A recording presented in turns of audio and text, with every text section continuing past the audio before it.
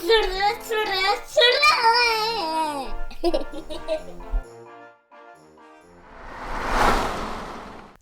Domaće životinje. Šta jedu i gde žive? Ćao društvance! Hajde da danas pričamo o jednoj životinji koja se zove ćurka. Hajdemo zajedno.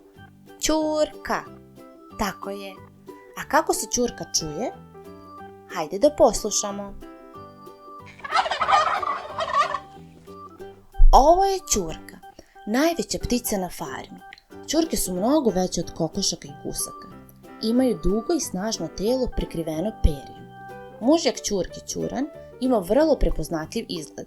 Vrat mu je goji crven, a kada je uzbuđen glava mu pocrveni i naduva crveni nabor koji mu visi preko kljuna.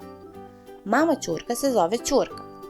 Tata se zove ćuran, a beba ćurka se zove ćurić ili ćure. Ćurka je poznata po svom glasanju, koje zovemo ćurlikanje. Šta ćurka jede?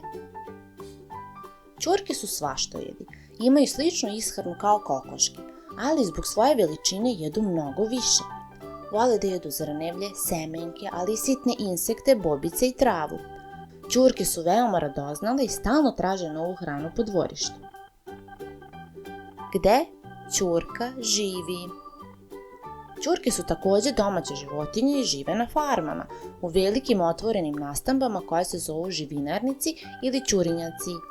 Pošto su velike, treba im mnogo prostora da šetaju i trče, pa provode mnogo vremena napolju u ograđenom dvorištu. Čini mi se da smo svašta nešto novo naučili. Bravo za nas! A šta mislite, sa kojom ćemo se životinjom upoznati u sledećem videu?